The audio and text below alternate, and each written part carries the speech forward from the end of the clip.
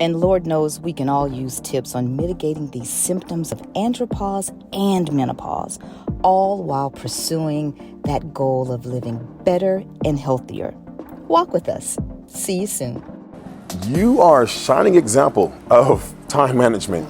I try and tell everyone, stop looking or asking for more time. You're gonna have to simply manage the current time you have. Indeed. It's not gonna get easier. Nope. You have a whole daughter in college right now, and you're managing your practice. Absolutely. You're actually hands-on the whole time. Absolutely. I called you on Monday, and what did you do? You're shopping for tickets.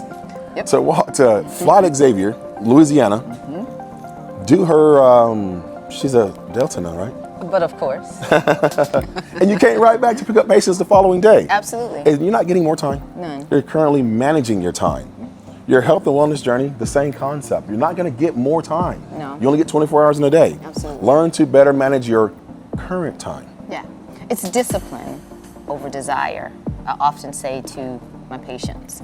Discipline over desire. Yeah. Do you really want the yield of that health and wellness journey? Yeah, it's like having a baby. It's never a good time.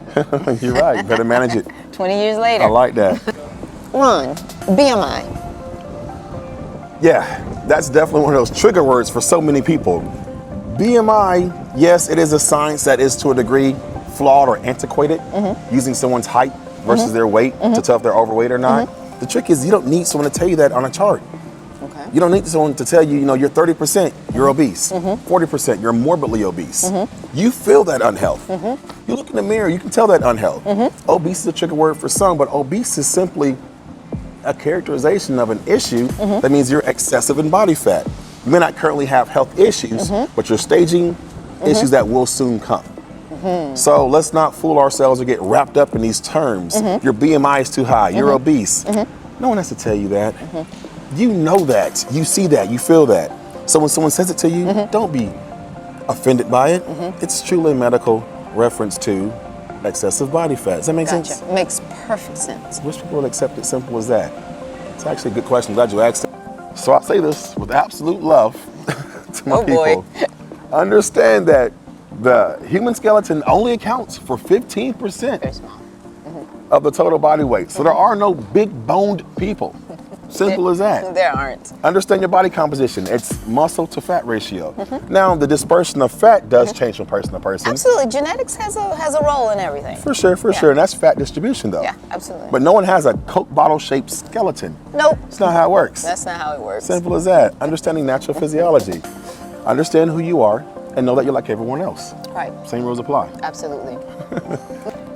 Sexy and sexual health. Yes. The two are not the same. Right. They should not be conflated or combined.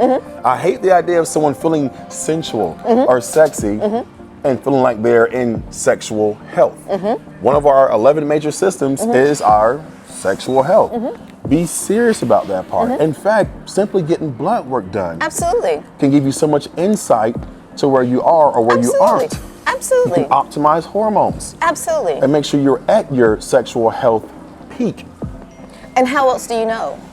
How else do you absolutely know? You're right. Just Yeah. because you feel sensual doesn't mean your sexual health is in place. Yeah. I tell my patients, we test, we don't guess. I like that. Test, don't guess to make sure you're right. Yeah. The question I'm asked, and she was so frustrated, Ron, why do females gain fat so easily? Letting her know females don't gain fat easily. Nope. Females are supposed to hold a higher level of fat in general Yeah, because?